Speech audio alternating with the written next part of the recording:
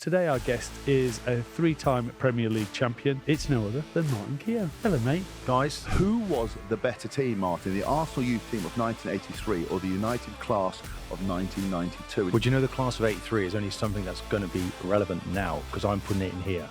And it's over 5,000 first-class games. I can feel the passion. I feel like, yeah. I sat down with Sir Alex Ferguson. The wages they were offering were half what I was being offered with Everton. And he told me I need to think about my family. Even though they went on to have 13 league titles, I'd like to think I stopped them winning 3 of them. Arsene Wenger comes in, and he's a man after your own heart. When I said to him, boss, can we go for a drink? He was like, Martin, this is poison. You cannot, it's a disaster. You cannot drink. I'll try and police it. Yes, you will. I hold you personally responsible.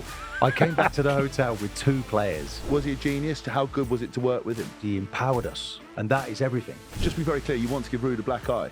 Oh, yeah. No, a bottle of black eye, not an actual black eye. okay, Sorry. I see. You've done enough damage, as you see. Into the final moments, Alex Payne trying to keep this side going forward. Haskell takes it on now with just relentless chat, largely about himself. And there's Tyndall to add the finishing touch of glamour and World Cup winning stories. That is how you podcast. Hello, Dream Team, and welcome to The Good, The Bad, The Rugby, proudly sponsored by Continental Tyres. Our go-to for premium tyres. At Continental, safety, performance and grip are the name of the game. The complete opposite of this unpredictable show where we're never quite sure how the journey will unfold. So buckle up and enjoy the ride. Speaking of unpredictability, we've got something a little different. Stop. What have I done? Messed up? No. Sorry. That's just an email in from Di Wales. Oh, it's entitled Stop. Yes, it's entitled Stop. I did assume he was firing it at you. Yeah. He goes, lads, I love the podcast. It's like chatting in the pub with your best mates about rugby. But lately you've gone a little bit off topic. So can you just stick to rugby, please? No cycling or boxing. Other than that, cracking job.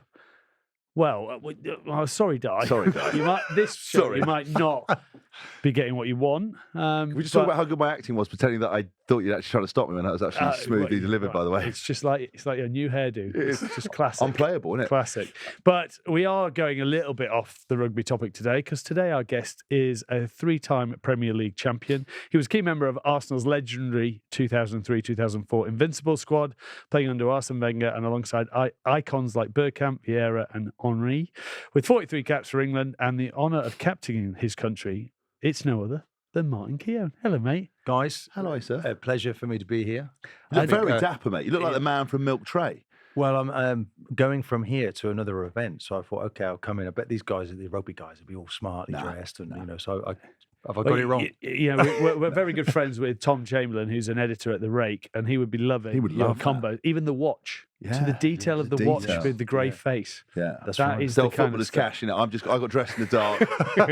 It's not the first time that you and Tins have met. I think you were there as well, though. I was there, but I wasn't big time enough for him to recognise that I was there. You were a bit more of a big time. Yeah, you were only a year into your England career, I reckon. Yeah, I probably was. Well, and we were trying to end it early. You were a baby. Anyway. You were a baby. I was a baby. Yeah, I was. Wow, never that babyish, but I'd actually gone along. I think Lewis Moody had asked me along to the training. They used to train, didn't you, in Oxford every so often, and it was always a great honour to have the England rugby team there.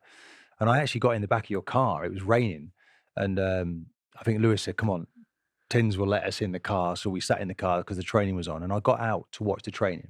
I was with a load of school kids, and Martin Johnson starts the training. And he keeps looking over, and I'm thinking, he's not looking at me, surely. And I kept if I move this way, where's his eyes going? I was moving out of the way, and then he stops the session, and then he comes walking over. Out comes his massive hand. Yeah. I mean, the size. Big old hand. Yes, big old hand. And he said, "It is Martin Keown, isn't it?" I said, "Yeah." He said, "Right. I want you to watch the scrummaging that we're doing later.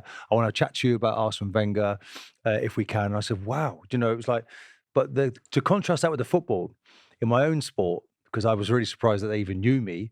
The rugby guys.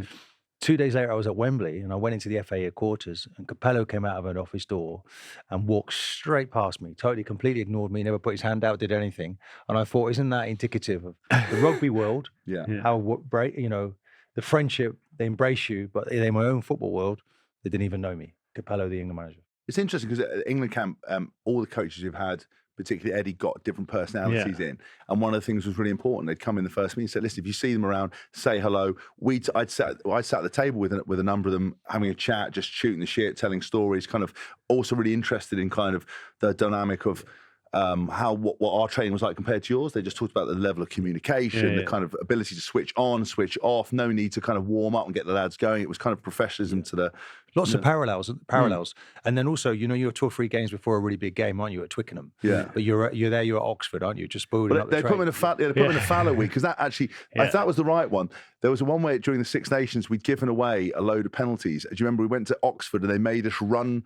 Johnson's made us do these like Henny Mullers, they're called, or coat hangers, but we had to do 19. We gave 19 penalties away, so he made us run 19 times. So, It was a bit of there were some interesting sessions. But I think you mentioned that the Georgia team was there. It was like, we'll just have a nice training session against the Georgians, and it all went off a little bit, didn't it? Literally, the forwards are going, well, we're going to have a fight. Yeah, that's basically what's going to happen. And also that generation, that sort of 2010, that was 2010 into 11 kind of vibes around that period of time, and there was still some old school absolute grunts. We had basically, when the majority of the squad is made up from Leicester, in whatever you do, it's always just pure violence. It's like punch first, ask questions later. And then there was more Wasp boys. It was night out first, women second, rugby third. I like that togetherness though. Even for me, it was humbling that I'm not a rugby player. I think I could have warmed to that togetherness, that camaraderie that was definitely. The reason you're here today is to talk about your new book. It's called On the Edge, and it's amazing insight in the incredible period of football spanning 3 decades, which include the birth of the Premier League and the arrival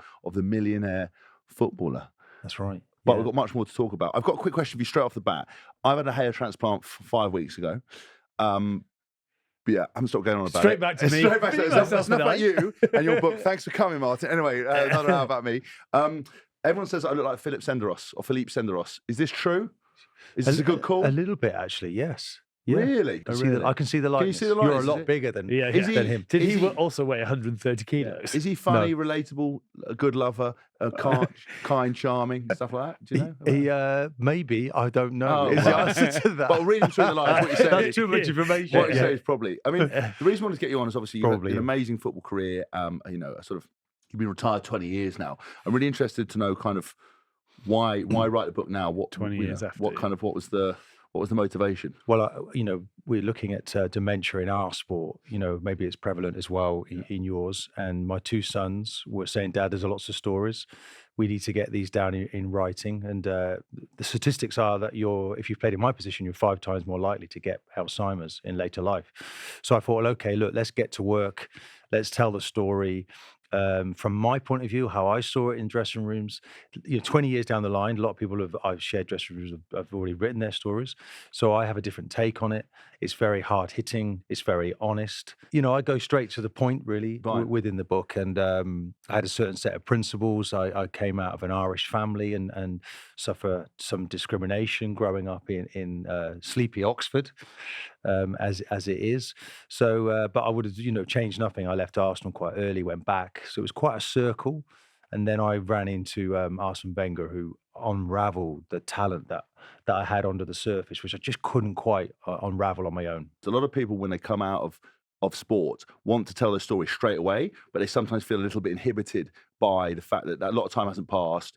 And they're kind of worried about upsetting people they play with. 20 years on, like you said, you're very seriously honest. In the book, we're going to come on to it later. You do like to challenge authority, which I think is a very good trait and obviously a really important trait of a leader. But did you find that recollections varied when you came back to writing the stories, and also did you feel more of an ability to be brutally honest because so much time had passed? Mostly, my recollection was really very good, very strong, because things are really happening to me. So when I do the audio, you can. There's a sense of when I do the audio, I'm plugging the audio as well. But I do all the impersonations of George Graham, for instance. Now, I don't know if that resonates with you guys. Team talks, one particular manager that always seemed to be repetitive. Everything he said, I can do it off by heart. So I was able to remember large parts of team talks, of moments in my life, things that happened which were really significant to me that I should really never forget. So 20 years on, it was like, okay, let's not forget these things. Or it's important to tell the story. I wasn't a drinker in a dressing room when you were really in the minority when you didn't drink. And then at the end, if you did drink, you were in the minority. So the whole thing changed when it went full circle to sort of meet me somewhere in the middle. So it was quite shocking. And my father was really, very strong, really strong set of principles, telling me when I went to London, hey, son, don't discuss religion. We're quite a religious family.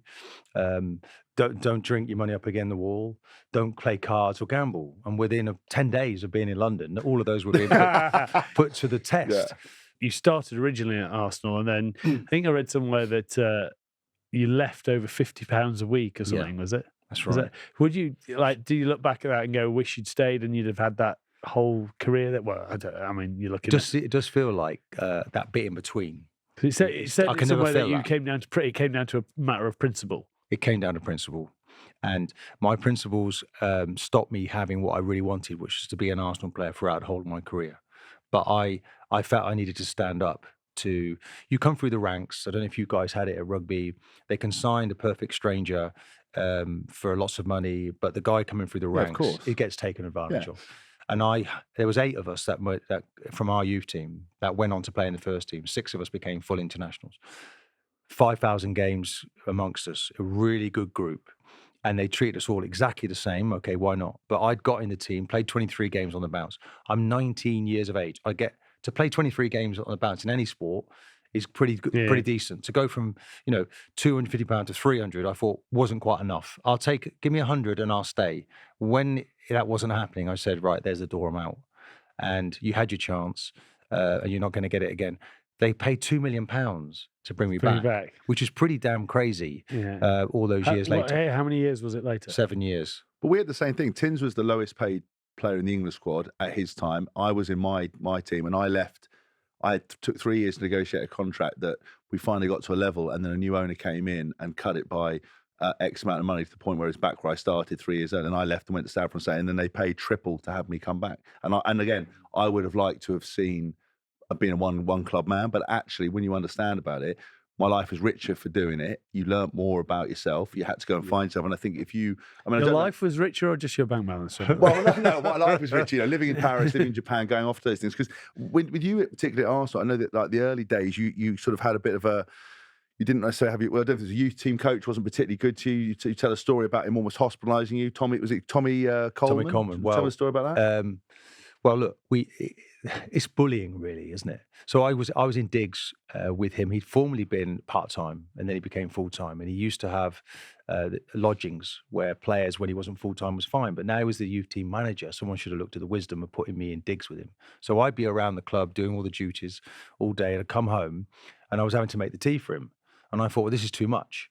So I don't want to stay here. It's too far away from the training ground. It's over an hour. So I put it to somebody in the club that I wanted to move, thought it was more sensible. And of course, when that news arrived with the landlady, she wasn't too happy. So Tommy pulled me and said, look, you've made life a misery for me now. I'm going to make life a misery for you. So that's how it became. Really? And my first day back at the club after that, suddenly I was on balls and bibs. I don't know if you had this with rugby, 12 balls for each team. Yeah. And he'd taken 2 balls out. And then asked me to count them all, and of course there's 2 missing. And then he said, "Right, there's no lunch for you until you find them." Well, it took me 3 months to find them, and actually he'd taken them out and put them in the staff room. And I have no lunch for 3 months. Every day you're looking for these balls, and it's just a wind up. Yeah. Do you know? And he's doing it because he can. I always say to coaches, look, treat every girl or boy as if it's one of your own kids. Yeah. And that means you're going to give them the maximum opportunity to be successful. I wasn't getting that. As soon as a manager made me feel loved and trusted me in the shape of Arsene Wenger, my performance went through the roof. So if it was there at the beginning, maybe then it would have all come a bit sooner. So there's two ways to look at it. But you can't really change it. I don't have any regrets, but I was becoming, a little bit reticent towards the club. And it was born out of the fact that I saw lots of really good young players get shown the door, and I'd abided by the rules. I was actually in the team. And it was like, well, okay, you don't tell me when I'm leaving this football club. I'm going to tell you. So I jumped off the mountain having climbed it. Yeah. And then I realised I landed at Aston Villa, and it was pretty much a shit show when I arrived there. I could not believe how that club was 4 years previously had won the European Cup. And it was going nowhere. And we subsequently were relegated that season. Was it hell when you realised you sort of jumped out the frying pan into the fire and were like, oh my God, what have I done here? Because that must have compounded the fact that you didn't want to leave. You felt like you were playing hardball and that they were going to fold because of how good you were and put 20 games together. They didn't. They called you bluff. Then you turn up and you're like, this should be okay. Oh my God, this is awful. I started to think, was I capable of making really good decisions for my career? Because and everywhere I left got better when I left. So when I left Villa then to go to Everton, and Graham Taylor was desperate to keep me there, but he wouldn't share with me who it was he wanted me to play with. And I said, well, look, again, it's a point of principle. You need to, come on, trust me. He didn't necessarily give me, I was a young player, he could have given me a bit more leadership skills. So I go to Everton and then I look over my shoulder at Villa, and Villa finished second that season. Now, I went to Everton and we finished fifth, which you might say is Everton would take that all day long now. Look where they are in the table. So things weren't quite happening for me. Of course, when I left Arsenal the first time, Arsenal won 2 championships in that period. All my youth team colleagues were all celebrating in the sun, winning trophies, and I'm watching as an observer, pleased for them, but thinking what could have been. Were you pleased for them? Because I play with teammates, Tins and I had this before with England teammates who haven't made it and I want the team to lose, and there's good people that go, actually I'm quite happy, but it must have been a bit of like I've left, a bit of like I'm so happy for you. Yeah. I mean, Dave Rocastle was a player that you may know of, fantastic talent, died very young, Dave. Mickey Thomas, he scores an incredible goal. These guys are doing major things for the club, and they're all at the same youth team. They're good people. I'm not going to deny them that. I'm thinking more about myself. I got married actually that summer to Nicola. We were together from school, and we got married in '89. And we went on honeymoon, and I'm trying to and I watched that game, I think, when I was abroad. Of course, I wanted them to beat Liverpool. I wasn't going to be cheering Liverpool on. Way to go to kill a honeymoon. You watching a game and then seeing them win. That's guaranteed bad sort of karma and argumentative behaviour all the time. I was moving on. I was moving on and thinking, right, okay, it's a new chapter. But it didn't quite work out at Everton. Really strong. I don't know if you come across Neville Southall. What an incredible personality, jagged edge tongue that he had. It was very good fun to be around. But they were winners and they didn't really accept new signings. So that was tricky. So Everton, but I love Merseyside as a place to live, work, play your football. It's a real hotbed up there. Is it hard when you? Because we don't have it in rugby with transfers and everything else, and how much control over that do you have, or is it a bit? I know more about NFL in terms of you just walk in and go, oh, by the way, they've come in and bought you, you're going, and then, or do you have to, and how do you then weigh it up in your own mind? How does the process go through your own brain in terms of moving? If I don't want to move, how do you make that you stay, or do you just get on board and? Well, I let my contracts run out. So my contract ran out at Arsenal. It ran out at Aston Villa. And it was very nearly running out at Everton. So Everton were under pressure to try and find a new club for me. I was pushing them into a corner to sign a new deal. I was an experienced negotiator by this stage because I was on my 3rd club. How old are you at this point? I was 26. Okay. So that's fairly young, really. So I got to the stage when I was 26 at Everton, realizing that I really wanted to be back at Arsenal. They tapped me up a little bit behind the scenes. A little phone call came in. We discussed money, and the money was almost less than I was on at Everton. I'd signed that contract 3 years before. Arsenal was always very tricky around money. So I thought I covered myself off. I did put a contract. I had a clause in the contract to have parity with any player that was coming to the club of the same caliber, should we say. And the club reneged on that. Even when I went back to Arsenal, they reneged on that. And that's in the book as well. I'm not holding back. That's with the chairman. It's regretful, but I'm only telling the truth. They told me if I was a regular member of the first team squad, I would be one of the top paid players, and that didn't happen. We had to renegotiate that back out. But I knew that Arsenal wanted me, and I said, okay, let's unfinish business. Let's get back there, But it literally happens overnight, where you get told. I went home to my house in where Klopp was living, actually, in Freshfield, Formby, lovely, beautiful part of the world. I set foot in the house that night, and I never stepped foot in that house ever again. I went straight down south, was needed in for training, medical. My wife and her mother, bless her, she's gone now, they went and they dealt with the whole move. had to organise all the packing. I never stepped foot back in that house again. The next, straight down south to go to Arsenal and back into my career and leave that life behind me. We've got that's mad. Yeah. Yeah, it's mad. That normally happens to you, but not through contract negotiations. It's not allowed back in your house. That is very true. Tell me about it. You're out of order. We've got a Continental Tires question of the week. There's a running theme throughout the book about the rivalry between Man United and Arsenal, but who was better? The Arsenal youth team of 1983 or the United class of 1992? Well, do you know the class of 83 is only something that's going to be relevant now because I'm putting it in here. And it's over 5,000 first-class games and copious amounts of league titles and trophies, which we all know that 92 group did. And maybe nothing really ever gets close to what United did. But I think there's 300-400 games, international games as well from my group. It was quite magnificent, and it doesn't even get a mention. So it's about time that class of 83. I can feel the passion. I feel like, yeah. It was. I mean, every day they were that good. You didn't know how good you were because you weren't allowed to prosper.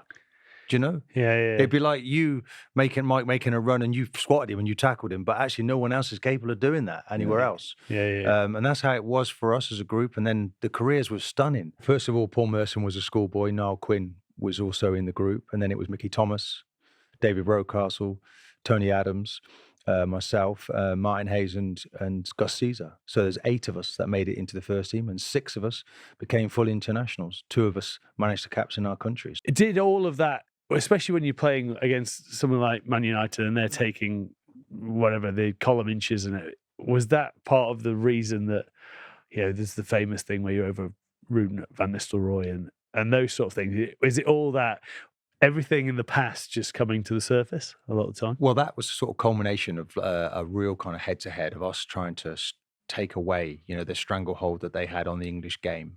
And then in 2002, climbing the summit and winning the league at Old Trafford. And then 2 years later, here we are again.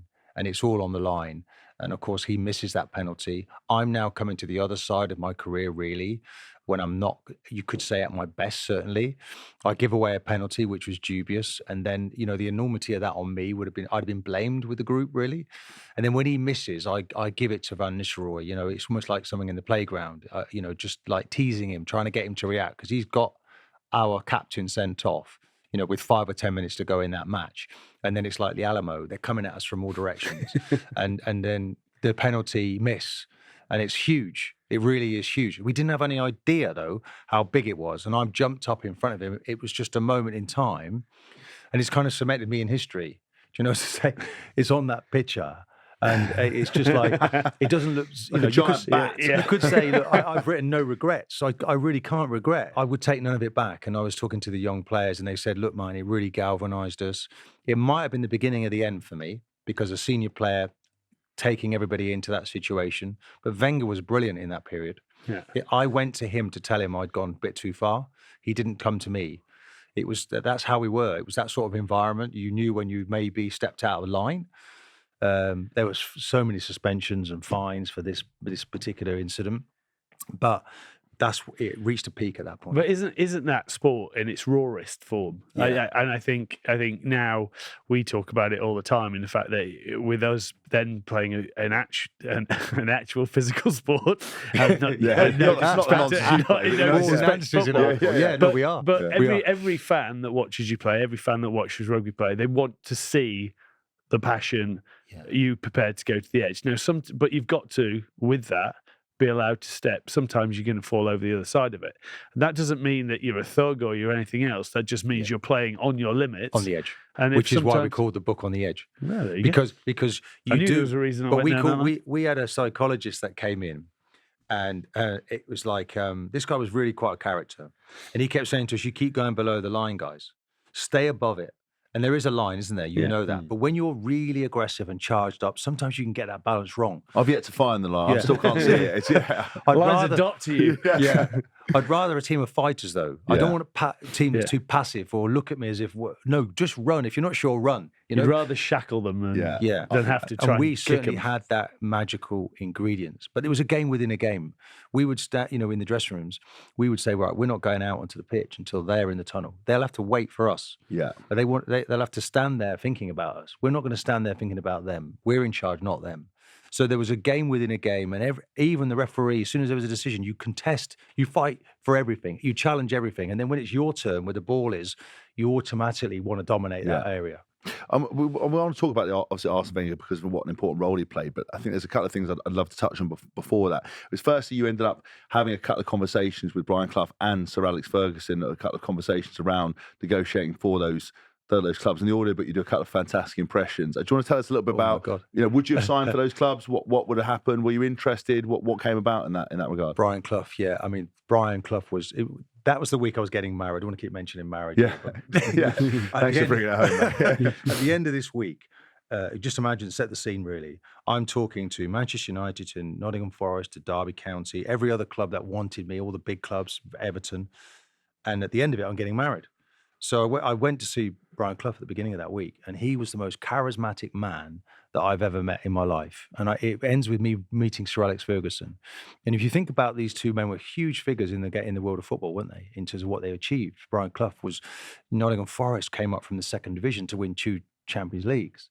Incredible, Okay, Sir Alex Ferguson did exactly the same, and I'm meeting them in a week of football in my own journey. But Clough was so far ahead.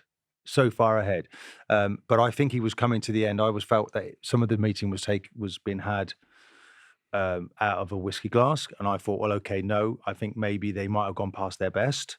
So I don't think it's the Clough years. So I didn't go with that.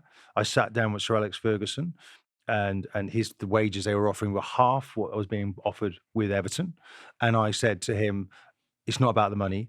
Tell me now. And I was expecting him to say, no, we'll rip this up after a year. And he told me I need to think about my family. So I never had any regrets. Oh, really? Okay. Even though they went on to have, 13, league titles under their belt.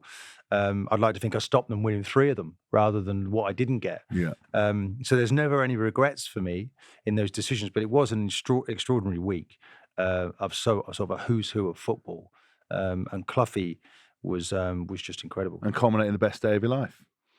Culminating the best day of my life. Welcome for that. And it really was. It turned out to be the best decision I ever made. We're still together now. Nicola's until this podcast comes out. The only day she balked a little bit was with my behaviour at Old Trafford. She said to me when I rang home, "I think you've gone and done it now." What for this part? With this, yes. Because I this... rang home and said, "How does it look?" And she said, "It's not looking great." Well, I'm interested just by that. Like, obviously, you got to have a strong partner throughout that. And you guys obviously sound like childhood sweethearts and being the rest of it. Was she a good sounding board for you? Did you have that relationship, or did you want to stay away from football and not comment? Because I think some people, my obviously marriage to Chloe is over, but kind of in terms of her as a supportive partner, she actually learned about rugby to give me an objective opinion without being so browbeaty. I had a couple of teammates who wanted to slap him around the head. I saw one at a coach got a pint thrown in his face, and they would take it really personally. Whereas I think sometimes you want an escape or you want support. I once was out with Jamie Vardy once. His missus was clearly like, he's not doing that. He's not doing that. He's going to go there. He's holding on to a contract. I was like, okay. Oh, really? She was the boss. But and what was your dynamic with that? Nicola knew me long before I was a footballer. Oh, fine. She could drive before I could drive. Do you know, there was none of this. She loved me for what I am. Fine. Yeah. The person I am rather than what I became. Fine. So there was never any doubt. I remember we got relegated at Villa, and I came home to tell her, trying to tell her the news, and she's telling me they wouldn't take a bus fare off her to get on the bus. She had to walk all the way home. She was trying to give them change, and they wouldn't, had to have the exact money. And I said, darling, don't worry. Well, what happened in your day? Well, we just got relegated, So it was kind of like, she didn't really get too involved in football. Fine, okay. I was arguing with everybody all day long. When I came home, I didn't want arguments. Yeah. I just wanted calm. Do you ever think about not arguing with everyone? And that was lovely for me that I came home. She understood. She didn't pretend to be an expert. She never became an expert. She was just really supportive. How does it? Because obviously a lot of the stories you've told already are fascinating, but in regards to you're very principled. You talked about it at the top, and obviously you have an opinion. How does that wash at home? Because it's all well and good in contract negotiations and everything else, but I wonder sometimes having principles and attention to detail, sometimes in a marriage, particularly with women, doesn't often work like that. It's quite. Do you have to put them on hold? Are you a different animal in that area? I'm probably selfish. I have to be the same. Like for instance, in terms of how we are. I don't really like alcohol too much. Right, okay. So She's now not taking any alcohol. Well, for a long period she didn't. I certainly didn't. So it's like I don't have to worry about her. She always seems to handle herself perfectly.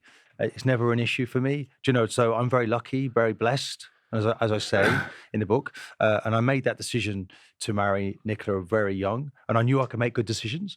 And I thought, well, evidently not, because Everton did better. Well, but in personal relationships, I thought, okay, that's the first one. That's probably the most important one. I got that right. You nailed that one. Yeah. I'll get back on track soon. Yeah. And I got back on track with Arsenal. How did going from that? How did that work? Going back into that group with the group of players that you had, who everyone heard about the Sunday Club, and Tony Adams lives up near me in Cirencester now, and he's a member at my local golf club. Yeah. And obviously he's gone through what he's gone through, and he's off. He doesn't drink now, but I've been in the company of Ray Parlour quite a few times, and they talk about their Sunday Club, and there's Tuesday afternoons, all day long. They just go missing. So they knew me before. They knew that I wasn't one of those, and they knew that So that really happened while I was away. When I came back, I'm coming back to just 2 youth team members, probably Paul Mercer and Tony Adams, and they're different. They're really different. They're on a pedestal. They're known throughout Europe. They've won many things. And I didn't necessarily like what I saw in terms of the changes. Tony said to me, do you know what, man? I didn't give a shit whether you came back or not, because I was doing in my worst period probably of alcohol at that point. Paul Merson, something similar. But I could cut them in half with what I knew in a way. And I think they were weary of me, and I tried to find a way back in. I didn't talk so much in the book about the mafia that exists, because you get on a bus and everyone's got their seats, and you've got to try and find your way onto the bus. And I very much went middle of the bus, and I thought, okay, we'll laugh. The safe zone. We'll laugh here. Like we used to. Someone was saying, if I heard another table laugh, I'd say, "Come on, lads, let's take that on. We can laugh louder than that." That's how competitive it was. But I understood the power that existed. I got the captaincy, and then it was taken away from me. Why was it taken away from you? Well, before Wenger came, Bruce Rioch came in. I was Arsenal Player of the Year, '96. Didn't make it to the Euros team. Should have done, in my opinion. And then it was like I was gaining some. It's about power in a way in the dressing room. And then Wenger came in and said, like, the staff are telling me that you're not going to be the captain after Tony when he's, someone else will do that. And okay, it's taken me 2 years to build this up, and you're just going to pull that away. And he said, no, you're going to play. That's the most important thing. That's the biggest platform you need, is to play. So I'll be grateful for that. But within the group, the famous back four, and their unity was the strength of that four, which I really respected. Yeah. These were good guys, really, essentially, but they didn't want to invite anybody in. It was never going to be easy to be the person that broke that down. And we had those discussions since the back four did a photograph, that season, where I was very clearly one of the mainstays in that defence. So you're kind of airbrushed out of history a little bit. But this was a chance to sort of, to change that and say, well, no, hold on. Those 450 games I played for Arsenal, I did it somewhere. Yeah. Don't try and tell me I was on the edge of it. Just on that around captaincy, it's an interesting one, though, because if I could put it into my sort of terms, I sort of went through, I got first cap in 2000, sort of went through 2003, 2004, Wilco, and then Wilco became captain. And then there was Wilco got injured, and then it was who was going to be next. Now, that was a period where I was like, actually, I quite like the gig. Great honour. Yeah, I quite like the gig. And then it went from Jason Robinson, it then went to Phil Vickery, then went to Moodos, then Pat Sanderson was in there. And I'm like, well, fucking hell, what do I have to do here? I'm on 50 odd caps or whatever. And then by the time I actually got that captaincy in 2011, I wasn't that bothered about having the captaincy. At that point, it was more about enjoying sort of rugby. And it's just an interesting journey. So did you find that when you sort of missed out on that, did that refocus you in terms of, right, I'll just prove it, like Arsene Wenger said, I want you to play? Did you put all your efforts into that, or did you then slip in the slipstream of the skipper and give him your sport, or how did you? I let go of of what it gave me, like to walk out onto the pitch, as I did many times, captain the club. I did captain the club again. The boss was new to the club and was being advised by staff, and it was certain staff members that I clashed with, but he didn't know the history. So I just took it at face value and thought, well, okay, I'm here. That's the most important thing. I'm here, and embrace the change that's coming with this very new manager, which was he revolutionised English football. So it was like, put yourself out of the way for a minute, he's telling me I'm in the team. That's more important than being the captain when Tony doesn't play. You know, I have to be in this team to do anything. Yeah. So I put it to one side. I did eventually captain England. I understand what you mean when everyone's talking about captaincy. Probably never really got to that level where I thought I should be the captain full time, but I certainly took it with relish when I got there. It's a very proud moment. I'm pretty certain you'd have been proud to do that. But there is like becomes a pecking order, and sometimes you wonder why you missed that. And it's like we had 11 captains.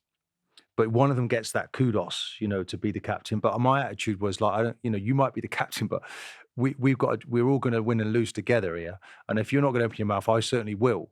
You know, so let's get out there and let's do it. You know, we'll support you. But you need that as a captain, though, don't you? You need lieutenants who are behind you who fill the roles that sometimes you do, and where those fouls might go, you might be first on the scene with the referee or whatever. So, yeah, I mean, when George Graham makes that decision to make Tony out, I'd left the football club, and then Tony becomes the captain, a very distinguished captain in that. But we were always two young players. We were 14 years of age when we first arrived to do evening training together. And we're playing for England together at 35, you know, all those years later. And they were like, as kids, they're saying, you both can't play in the first team. Well, we're not going to be young forever. So there was like a rivalry, you know, and that unity didn't come back together. That youth team partnership didn't come back together until 97, 98, because it was all part of a back four for Tony. I was on my travels. So there's quite a lot of journeys, parallels in all of this. Tony was the captain, of course. I wasn't.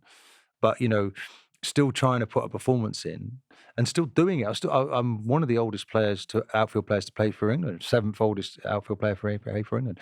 What was I doing I didn't play for England until 26. So I think if you don't have a good journey in your career, it can slow things down. You need to be seen upon as being stable and in a good position, and then England follows with it. Here's a question then. So you talk about that, because there's always one, you know, you've mentioned regrets and no regrets, and because that's the ultimate question. Would you go back now and change anything, knowing what the career that you've had, which is pretty distinguished, or would you go? Because people always ask me, would you go change this? Things that happened in 2011, things that, and I'm like, well, I could always go change it, maybe get an Alliance tour, you know, do things that I haven't done, but. When you write I'm pretty a book, happy Mike, when I look back. When you write a book, it gives you a chance to say, okay, would I have done anything differently? But at the time, we could only make decisions based on what we knew then, okay? And that's the only way to live your life without regrets, do you know? Like, because otherwise you can look at, if I knew all of this, I mean, the only thing I would have liked to have done perhaps was just be a bit slower in my decision making. Don't be so hasty. Slow down a little bit. I think age gives us that, a bit of wisdom as we get older.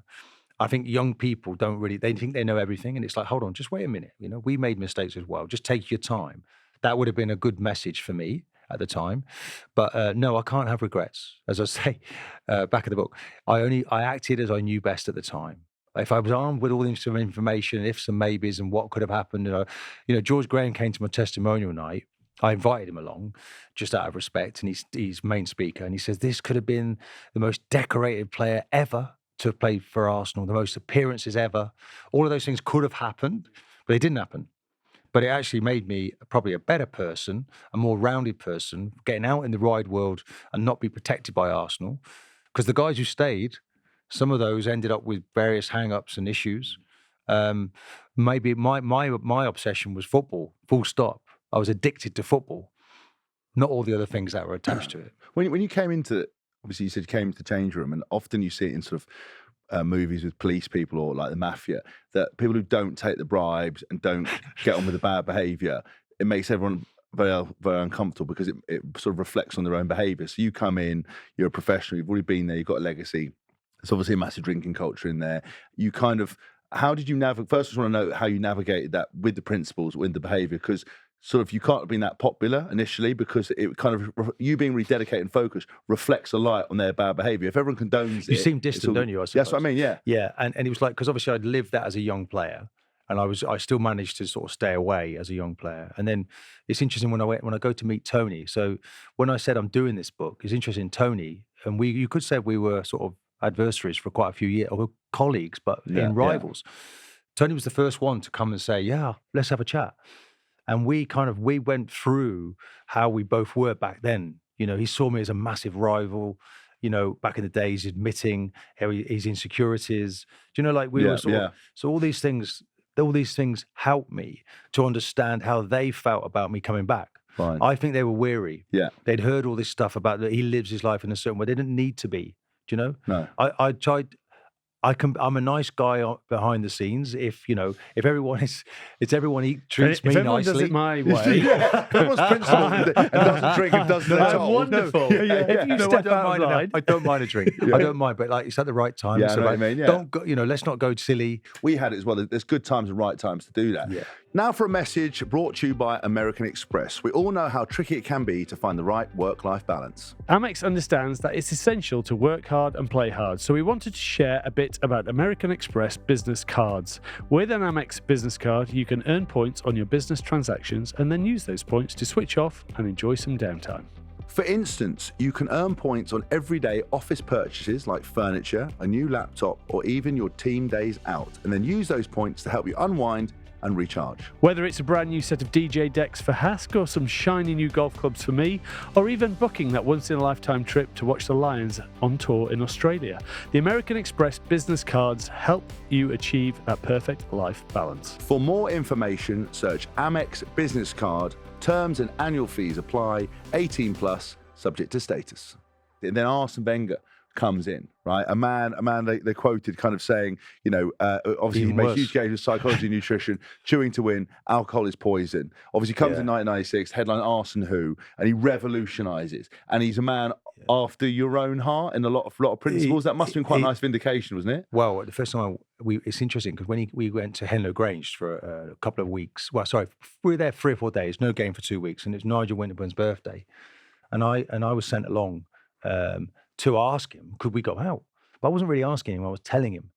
When I said to him, boss, can we go for a drink? He was like, Martin, this is poison. You cannot, it's a disaster. You cannot drink, So I said, boss, no, we don't play for 2 weeks. I know, but you cannot drink. So I said, well, I'm not really asking you. I'm telling you, these guys are going to go out if you like it or not. Yeah. So I'll try and police it. Yes, you will. I hold you personally responsible. Yeah. So I take everyone out. That is I take everyone out. Loose cannons. Yeah. But we go to the local pub, Mike, and Paul Merson goes into the pub and he does a forward roll in the middle of the pub and he gets an imaginary gun out of a holster and he goes right round the pub and he's like this.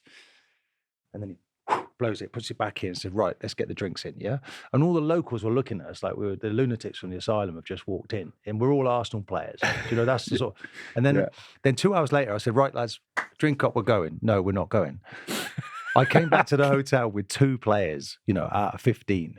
And then Wenger's going berserk. So this was sort of a wake-up call. Now, Wenger was straight away, it was a good advert for him because he could see what happened. He could see the disarray. He could see the ill discipline. And he thought, right, okay, we don't go away again. The wives will police these players. We don't go abroad. We don't go to hotels. Keep them at home and then they don't drink. And that's pretty well what happened, yeah. And just how good was he in that regard? Just was his revolutionary as he says? Because he came in and spoke to the England team and I asked a question. I said, I thought fantastic, obviously legend. But I asked him, I said, in your book, obviously everything kind of comes out sort of a master plan and well thought out. How much of it was by the skin of your teeth or by the flip of a coin, or how much of it was a part of a master plan? You've lived through it and seen it. Was he a genius? How good was it to work with him? Do you know that a lot of the guys were like, well, what does he do, right? But what he did was he empowered us. He made us feel without me in the team, we don't win. Without you, James, Mike, we're nothing. And that is everything. And it was just the way that he showed purpose. It's such a belief.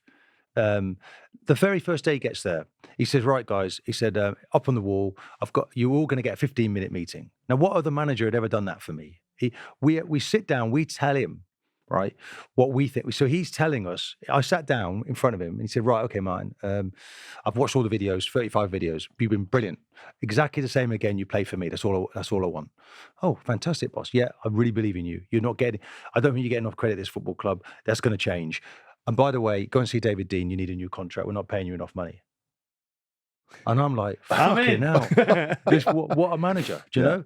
And so every player got that. 15 minutes. Started with the oldest player, worked it down to the youngest player. We all got, but it felt like we were on trial then.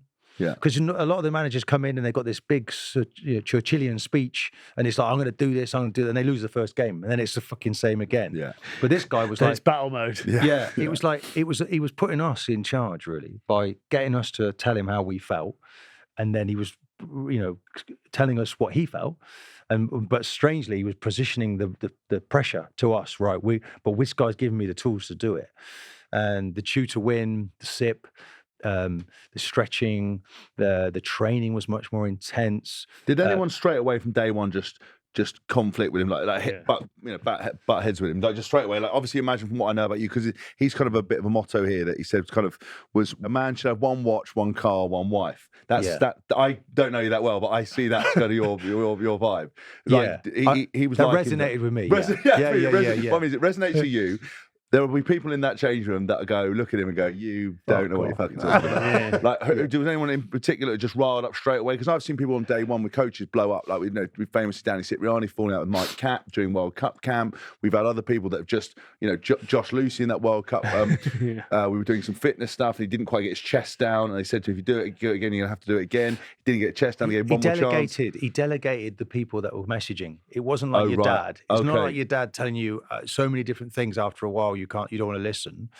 The dietitian, Dr. Rouget came in, a separate guy. We had Philip Boxell came in, was a body doctor, incredible guy.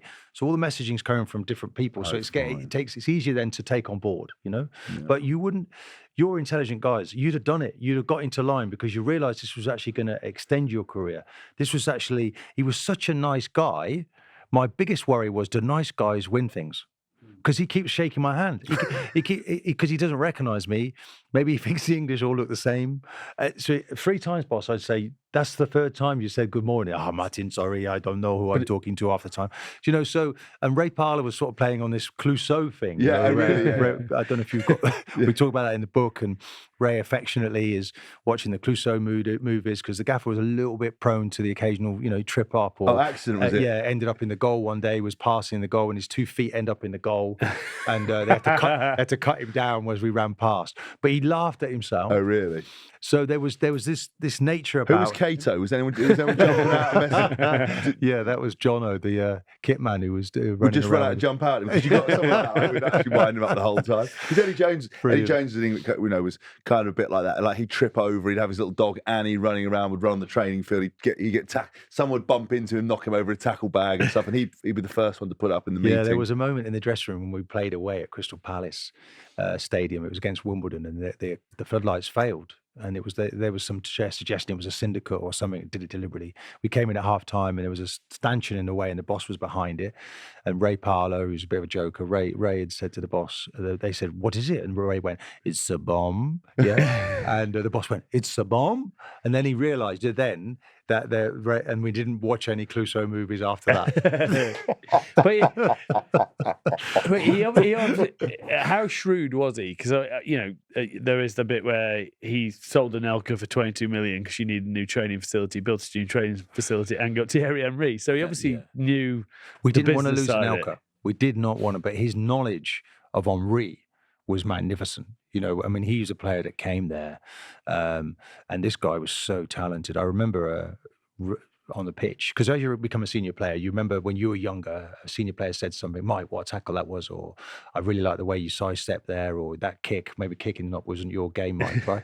But someone says something to you and it resonates with you, and you think, okay, that's going to be. So when I became that player, and maybe I didn't ever become that player, I told him, I'm going to tell my grandchildren that I played with you when you scored your first goal. And he's running after me on the pitch saying, "What are you on about, grandchildren?" I said, no. It's that, you're that good. I'll be wanting to say I played with you all these years later. And it's funny, he reminds me of that when I see him, because he didn't really quite realise how good he was, really, because he had all the talent, but he didn't have necessarily come from Italy. It wasn't quite working for him. So we had to bring that out of him. But that was the group. That's what Wenger was about, making sure I'm helping you, you help everyone else. And that's what I found, that part of my personality changed completely when I was in that environment with Arsene Wenger, most of all. I was going to ask that. So I'm just going to paint a picture, because I imagine you come back to Arsenal initially, individuals, quite a lot of ego, Obviously, people doing kind of different things, especially with the drinking culture. Arsene Wenger comes in, and it seems like he created an environment where you're almost self-policing and you believe into it, and it's about the team as opposed to the individuals. And actually, it's a lot more of a wholesome environment to encourage others to get the best out of you. Because we've had that before, 2015 World Cup team, 2011. Again, even in the coaching staff of our England team and stuff like that, people were quite individual. We had egos in there. I think by the time Eddie came in, he basically created an environment where you were all empowered. He did that, put your arm around players and said, and get the best out of you. Here's how good you could be. You deserve to do this. Go and speak to so-and-so and they're going to help you. But we also found ourselves being able to talk to other players and encourage them out of them or put an arm around them, which is quite unique because the best leadership environments are the ones that are self-policing, where you've got 15 leaders, 11 leaders. Is that kind of what he created with that? Well, what he did was, you could say selfishly, he suddenly brought in lots of French players. But we didn't say, we were smart now. We didn't say, not another French player, We were like, well, okay, we'll embrace them. We're going to help them because like there was an Arsenalness running through the group. Everybody was like, had made their name with Arsenal, Right. And I'd come through as a kid. And it was like, remember who you are, where you are, and who you represent. And it was like the Arsenalness we gave to the foreign players. In fact, you could call it an Englishness. They won the World Cup that year, that first season, Patrick Vieira and Manu Petit. And I think that they stole some of the Englishness that we had because we were always up for it. Wenger was quite lucky because George Graham had formulated a lot of our personalities as we were as people. Yeah. And suddenly this guy was coming in, where the glass was always half full, really. Oh, sorry, half empty with George. Yeah. But half like an Alex Payne, he's very much like a normal and so presenter, suddenly George was like, Jen, you can't do that. Just do what you're good at and just fucking give it to someone who can play. Yeah. Yeah. Right. And I didn't like that. No. When Wenger came, it was no, you can play. You can. Martin, start to play. You pass the ball. And I thought, wow, I'm now full as a person. I can actually do everything. It makes me it's more fulfilling and more rewarding. And in a way, I was winning for me now, not winning to stop, just to stop someone else from winning. You know, it was a different feeling of experiencing. And Wenger definitely opened up our minds to the ones who wanted to listen. Well, look, I won, 10 major trophies in the end. All because of listening to Arsene Wenger and changing. You obviously were a very quick defender, so you would have liked that the way that he wanted to play. But you obviously had a tackle that was called the reducer. Did he like that? I mean, do you want to talk me through that? Because it was almost a rugby style tackle. What is the reducer? Is it generally a sort of primal fight between you and the centre forward in terms of putting them in the uncomfortable place, or them putting you stamping on toes, kicking in the reducing them in which I imagine is you just flying through the back of their ankles or whatever. Well, as a reducer is kind of like you hit someone quite lively, and if they're not ready for it, then they might just fold and never come back. There was one or two of them, okay? There were others that got really angry with that, and you do have to be really careful. But the way it works was similar like a shearer, and I tried to explain this when I was talking to Alan recently, because I'm spending a lot of time apologising to former strikers. Oh, yeah, because of obviously. Do you seriously? Do you go up to them and say, well, I've literally, Hasselbanks and people, really? Did they get arsy with you though? I'm being dead serious. No, absolutely. There's a great deal of respect. Oh, is it? Oh, but what I mean is they go, oh fuck, you were a nightmare. You kicked me all over. Yeah, and you're sort of going around very sorry, like a bit like out of AA. You have to go and apologise for all your misdemeanors. You're going around 3,699 dead legs, two ACLs. Two PCLs. I'm so sorry. A little bit. It is like that. You just apologise to nobody ever. Let's get out of the way. But the battle for the ball before, when I played shearer, would happen if you imagine an imaginary box around us about 4 meters wide. Alan wants to push it away in that box to be able to receive the ball, and I'm trying to get in front of him to stop that. So the battle for the ball starts way before it's delivered. And that's how it was on the pitch, because it's all positional sense. It plays a really big part in football, probably, in your game too. So all of those things were, happening. And I kind of had a black book, like of opponents, what do I need to do with each one? But I worked on foot patterns. I worked on shoulders, on positioning, my feet close together so I could spring off quickly. It wasn't by accident. The way that I was sort of working this up, I was actually pretty decent. And that's why I got this role of doing man marking. I didn't like the rash, as you call it, because it was just like I wanted to play in the back four and do what everyone else did. And all of a sudden, I've got to mark the hardest, the best player on the pitch. which if you can deal with that, makes you a really good defender. Did you trash talk while you were doing it? Were you a chatty bloke or not? Because were you just quite silent? Every time I turn around, you'd just be there, quietly judging me with your principles. Fucking. Do you know it's interesting because lots of other players, well, I'm not going to name names, would actually roll out. You know, it was because it was kind of known the Arsenal players weren't earning very much money. Yeah. So people would talk about money. People would talk about houses. People would talk about unit cars, whatever. Yeah. You know, I drove the most, ordinary car in the car park. Volvo? No, I drove a Saab. I drove a Saab. Not too bad. Yeah, Saab because semi-Volvo. from my back. From my back, but they took the piss out of me in the car park. It was only me and the gaffer that weren't driving sort of a proper big label.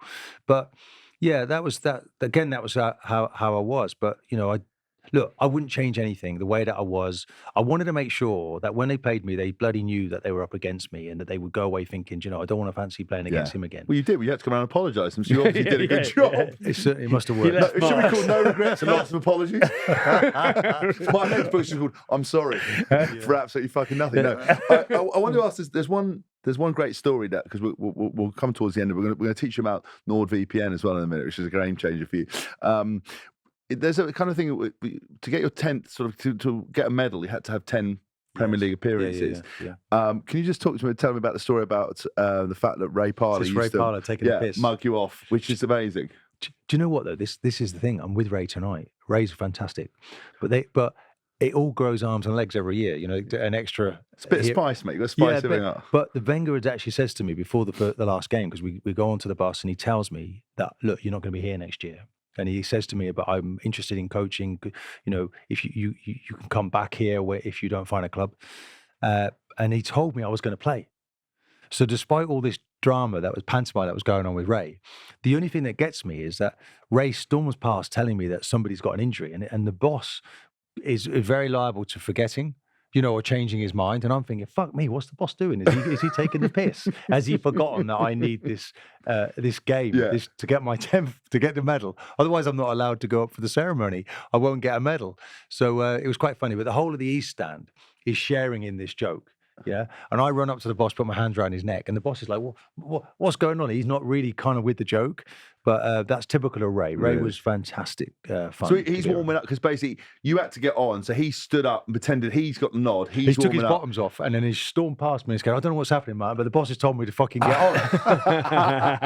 And I'm like, whoa, hold on a minute. Hold on, imagine that though, Mark, who just gets up. Actually, as well, because your name, we want to talk about it at the start, it's actually Keown, isn't it? It's Keown. Keown. Yeah. And it was John Motson who pulled me before a game and said, we can't say your name. And I said, what do they call you at school? I said, what, a Keown? Is that okay? Yeah, let's do Keown. It's much eeasier. So Keown was shelved until now, until I do hear the audio and I try to explain. Well, I'm surprised as a man of principles, you haven't gone around micro-correcting absolutely. Can I just take the 1985? Minute 50, 22, 34. It's a good point there. He's got a black book. This is how to manage Alan Shearer. Also, John Motson, you're going to get it. I want to just finish with one question. Alex always does this. He always goes back and says, listen, if you could play one game again, what would it be? And if you could right one wrong in a game, what would it be? The game I'd play again would be at Old Trafford in 2002 when we win the league. Fantastic game. Defensively, I can still see it now. Everybody running into position, blocking every avenue, and then us eventually getting on top and then ultimately scoring the goal. And the speed at which Old Trafford emptied out at the end of the match, when apparently they were there clapping us off, was just unreal. We had Old Trafford to ourselves, just our fans in the corner, 202. So that was the football mountain. What about a wrong you'd right, a one you could play again that you'd want to change? One that got away. Yeah. I think. Do you know what? I played for England with a fractured shoulder, didn't know it was fractured, and then broke it and was out for 4 months and I think if I could go back again, I just would have been sensible and not played in that game. I keep getting injured for England. Here's a question on injuries and how you treated them. Even if you knew, were you scared not to miss a game, or because you thought you'd never get back in? Or I missed a lot of finals, Mike, with injuries and Me too. suspensions and various things. And I thought not suspensions. I was a nice boy. I was kind of like, when you have to sit and watch it. I even remember that summer when at the very part of my career when I have peritonitis. So when I went to France, and I literally did nearly die out there, it's like a sepsis, and I had peritonitis. I had a hole in my side, and I dislocated my shoulder, And they said That's to me, your elbow, by the way. Yeah, sorry. How's that dementia coming on? You're right. Good thing you got the book written. I'll tell you what, he's listening. He's actually listening. He is. We all listen, man. Jesus. That was the elbow. You sure these stories are correct? You thought your shoulder was your elbow. Man of principle, my ass. We're on the edge of finishing. Can't tell his ass from the elbow. So it was the elbow, just to put the elbow, and it was like this side. This is where the stitch. This is where the hole was, and this was my good arm was protecting, and I went out to train with a pad on, and they said to me, "You really shouldn't train with that." I said, "I ain't sitting watching any more football. I've got to get out there and train." And I was only like 18, but I'd had nightmares with injuries, so I was training with a hole in my side at the start of the next pre-season, and that kind of like typifies me. I just could not be out there. Injuries held me back. I'd make 800 first-class games. But if I hadn't have, I might have done 1,000 games. But you don't want to miss a final, Mike. When you worked all season for it, and all of a sudden, and I actually played in one final and was stretchered off after 35 minutes. And I just thought, this is what is going on. I'm trying too hard. It's not working well. So I changed everything when I got to my next final. Just came down by 5%. I was literally on the edge and out of control. Well, And, too much training, too much hard work. You can try too hard. Yeah. And it's like, trust your colleagues. You ain't got to do everybody else's work. And there's a way to play in a final. You guys know what I'm talking about. And eventually, once I got that, then the talent came through. How's your body now? Last, are you all right? Two screws in this elbow. my shin is absolutely fine. Right, okay. Yeah.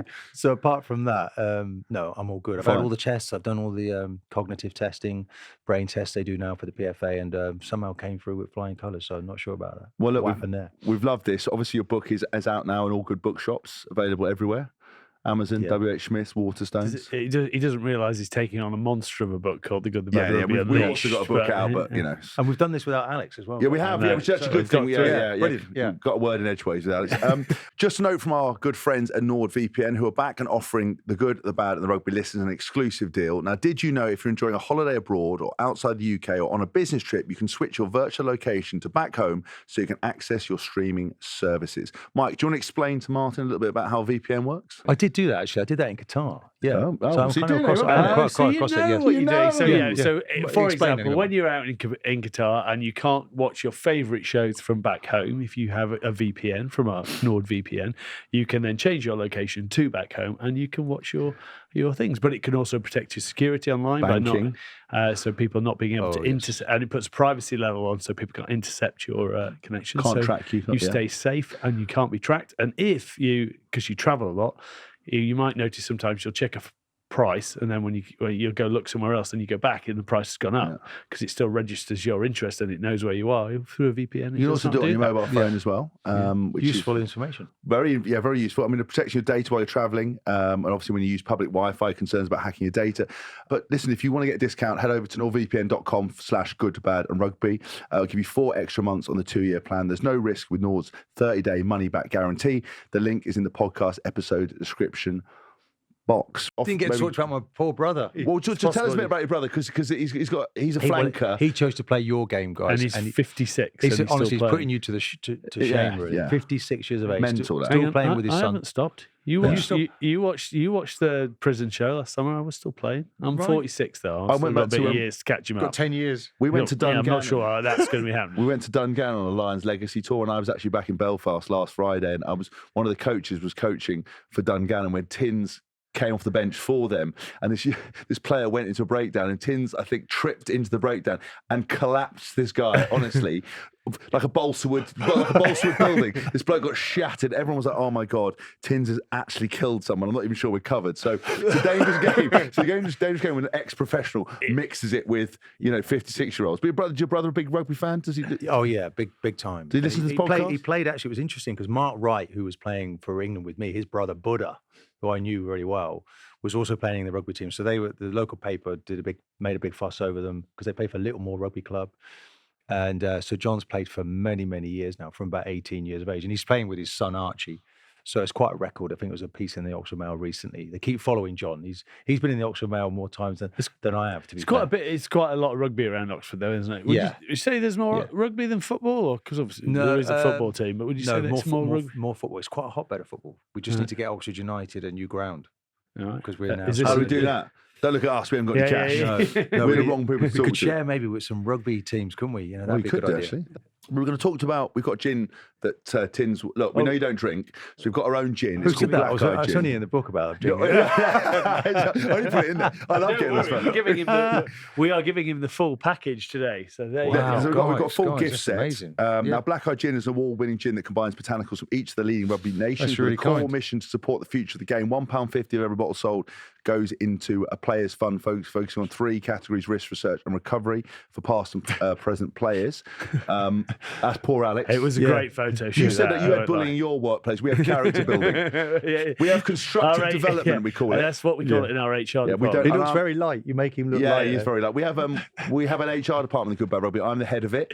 Complaints have gone down 96% since I took over. I'm sure. Yeah, Yeah. multiple people have left, but we're doing very well. we did want to ask you. So this is if you there's a gift set, there's a book in there. It's got the book in there. The I'll read gin's that on the, down the there. gin's Thank you, on the guys. corner there. If you look on your left, but we wondered whether, in light I of can this see it. book and your wife saying you probably got it a little bit wrong, did you want to send Van Nistelrooy a bottle of our gin just as a little? Oh, yeah, of course we can. Yeah, be rude not to. wouldn't Rude it? not Yeah, to, yeah. but I see what you've done there. If that's some of the comedy in this book. It's definitely It is literally comedy on the edge. it's going to be a bestseller. Just to be very clear, you want to give Rude a black eye? A black eye. No, that. Oh, a black eye. Oh, yeah. of course. You've done yeah. enough. A bottle damage. of- You've done enough. Not a damage. problem. Well, that's what we've got time for, really. I just want to say that that's a wrap for today's episode. Thank you very much, Martin, for coming Really in. enjoyed it, guys. Thanks. Remember, you can get your book On the Edge from all good bookshops. The Good, the Bad, and Rugby in partnership with Continental Tires, our go-to for premium tyres, whether on the rugby field or the road. Safety always comes first. And also, unlike this show, Continental Tires are award-winning. Don't forget to subscribe, leave us a review, and follow us on social media for the latest rugby updates.